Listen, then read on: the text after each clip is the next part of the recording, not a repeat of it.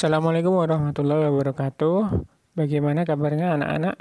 Mudah-mudahan dalam keadaan sehat semua ya. Baik, jumpa lagi dengan saya Septo Mulyono.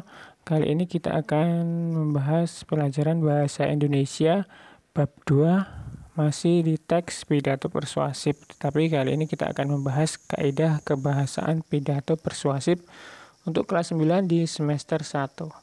Simak terus, jangan lupa subscribe. Baik, selanjutnya yaitu kita akan bahas kaidah kebahasan teks pidato persuasif. Yang pertama ada nominalisasi atau pembendaan kata.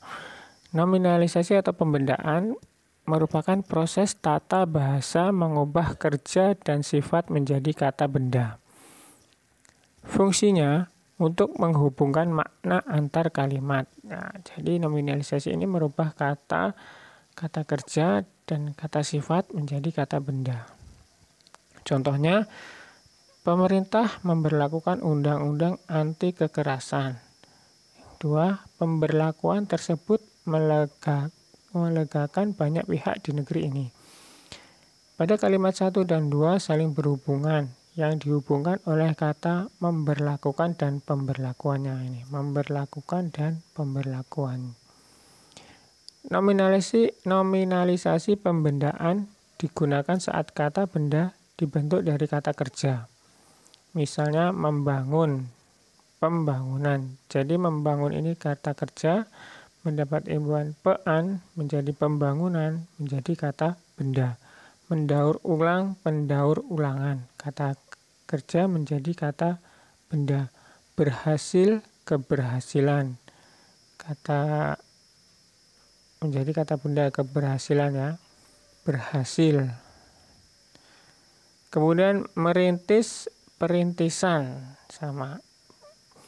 Pembendaan digunakan untuk mengubah kalimat dari bentuk aktif ke pasif. Jadi pembendaan ini menjadi ke kalimat pasif. Contohnya, kita harus mendaur ulang sampah. Ini kata kerja aktif, mendaur ulang.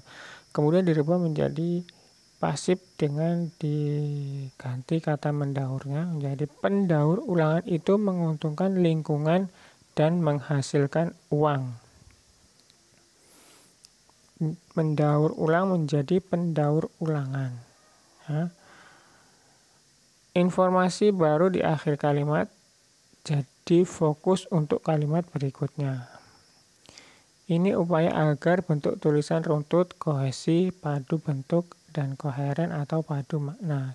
Jadi fungsinya tadi selain membentuk aktif menjadi pasif, membuat runtut, kohesi, dan koheren.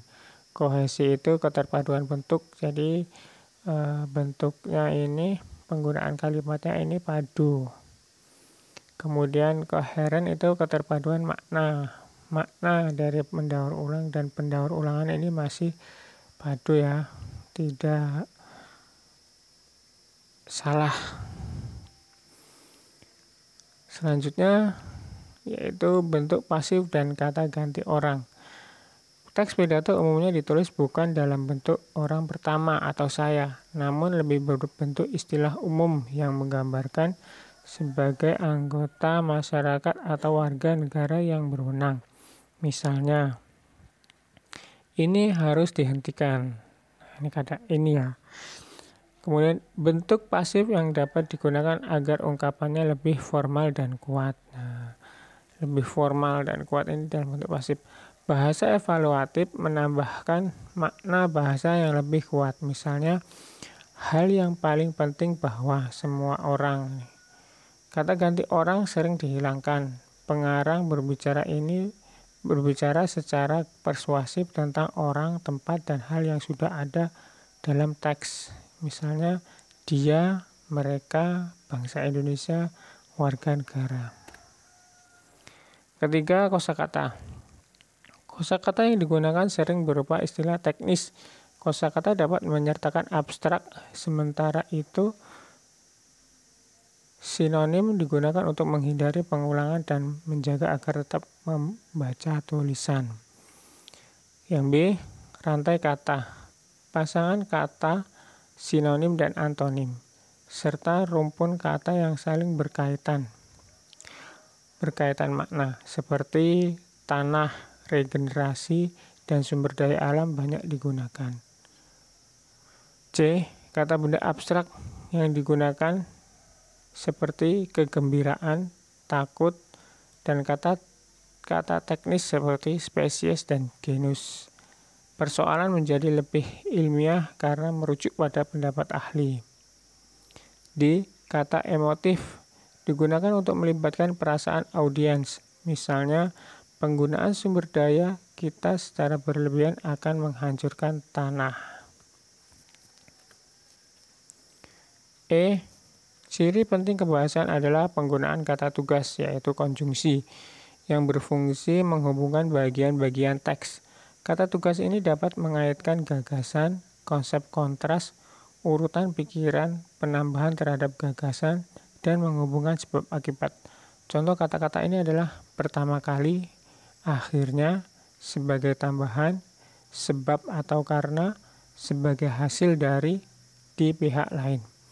F. Kata tugas atau konjungsi tadi menciptakan kohesi atau keterpautan atau keterpaduan bentuk dan mengekspresikan hubungan sebab akibat, seperti sebab, karena, oleh sebab itu, dan maka. Alasan G. Alasan untuk tindakan atau pilihan ditunjukkan melalui penggunaan kata hubung antar kalimat. Misalnya, bagaimanapun hal yang mirip utamanya, oleh karena itu, maka, sebab, dan alasan pertama. 4. Modalitas atau kepastian. Sebagai contoh, modalitas ini adalah sering, nyaris, paling banyak, umumnya, mungkin, dapat. Hal ini tergantung apakah penulis ingin merasakan mendesak, membatasi diri, atau diskusi terbuka. Baik, itu aja video kali ini ya. Tugasnya adalah simak video tersebut ya. Tulis materi dalam video ini di buku tulis pelajaran bahasa Indonesia. Foto dan kirim jawaban ke WA ya. Baik, pelajaran kita hari ini kaidah kebahasaan teks pidato persuasif. Kurang lebihnya Bapak mohon maaf, tetap semangat. Bapak akhiri ucapan terima kasih dan Bapak akhiri Assalamualaikum warahmatullahi wabarakatuh.